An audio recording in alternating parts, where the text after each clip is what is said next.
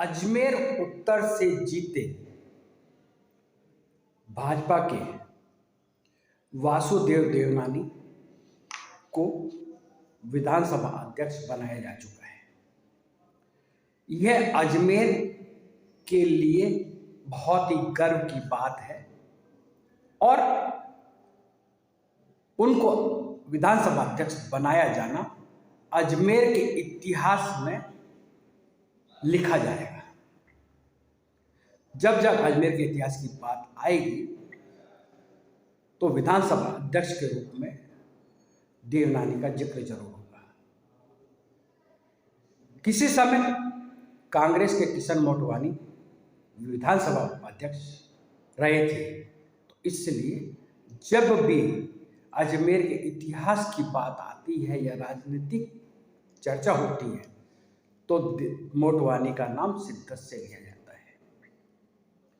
मोटवानी भी कांग्रेस के ही नहीं, अजमेर ही नहीं, राजस्थान के कद्दावर नेताओं में शुमार थे। इसी तरह से देवनानी भी राजस्थान के कद्दावर भाजपा नेताओं में शुमार हैं। उनकी पेट भाजपा ही नहीं, आरएसएस तक गहरी है। लेकिन अब हम बात करते हैं अजमेर दक्षिण की। अजमेर दक्षिण में भी अजमेर उत्तर की तरह यानी देवनानी जी की तरह अनीता बघेल ने लगातार 5वीं बार चुनाव जीता है। वे पिछली बार वसुंधरा सरकार में महिला व बाल विकास राज्य मंत्री रही।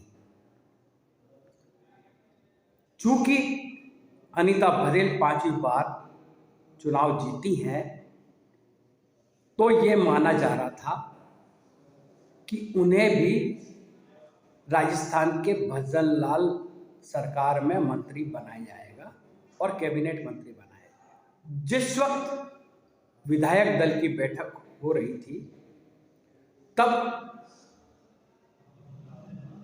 उप मुख्यमंत्री के रूप में इलेक्ट्रॉनिक चैनलों पर यानी टीवी चैनलों पर अनीता बघेल का नाम प्रसारित हुआ था, लेकिन चंद सेकंडों में ही अनीता बघेल का नाम हटा दिया गया था।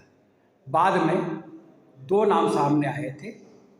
जयपुर के विद्याधर नगर से चुनाव जीती भाजपा की दिया कुमारी और अजमेर संसदीय क्षेत्र यानी जयपुर जिले के दूदू विधानसभा क्षेत्र से चुनाव जीते भाजपा के डॉक्टर प्रेमचंद बैरवा को उप मुख्यमंत्री बनाया गया। माफ करिए, दूदू अभी नया जिला बना है, पहले जयपुर जिले का हिस्सा था। तो ऐसे में अनीता बघेल मंत्री बनते बनते रहेगी। लेकिन राजनीतिक गलियारों में यह कयास लगाए जा रहे थे कि जब मुख्यमंत्री भजन लाल शर्मा अपनी मंडली बनाएंगे तो उसमें अनीता बघेल को भी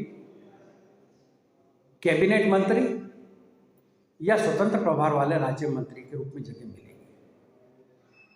लेकिन अनीता बघेल को मंत्री नहीं बनाया, जिससे अजमेर दक्षिण के भाजपा कार्यकर्ता मायूस हैं। राजनीतिक हलकों में ऐसी चर्चा है कि श्रीमती अनीता बघेल पूर्व मुख्यमंत्री श्रीमती वसुंधरा राजे के खेमे में मानी जाती हैं। यह जग जाहिर है कि इस बार भाजपा के आला नेतृत्व ने प्रबल दावेदारी के बावजूद श्रीमती राजे को मुख्यमंत्री नहीं बनाया और केवल राजे को ही मुख्यमंत्री नहीं बनाया, बल्कि राजे खेमे के जितने विधायक चुनाव जीते हैं उनमें से एक को भी भजनलाल के मंत्रिमंडल में शामिल नहीं किया गया है। तो अजमेर दक्षिण के कार्यकर्ताओं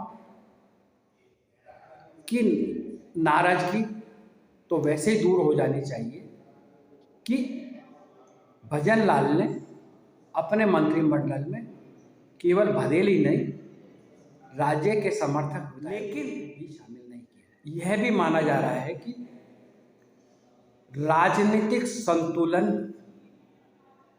रखने के लिए हो सकता है अगली बार जब मंत्रिमंडल का विस्तार हो तो उसमें श्रीमती अनीता बघेल को भी जगह मिल जाए। अनीता बघेल का भी राजनीतिक रूप से स्तर बड़ा है और पिछली विधानसभा में उन्हें श्रेष्ठ विधायक के रूप में पुरस्कृत भी किया जा चुका है। पढ़ी लिखी हैं, अजमेर दक्षिण की आरक्षित सीट से लगातार 5वीं बार जीती हैं और कांग्रेस को मात दी है। यानी कि भाजपा का परचम लहराए रखने में श्रीमती अनीता बघेल भी बराबर से साथ रही है। अब इस बात का इंतजार रहेगा कि श्रीमती बघेल को मंत्रिमंडल में शामिल किया जाता है या नहीं, और किया जाता है तो कब। यदि शामिल किया जाता है तो उनका ओहदा क्या होगा, ये अजमेर दक्षिण के मतदाताओं को भी इंतजार है और कार्यकर्ताओं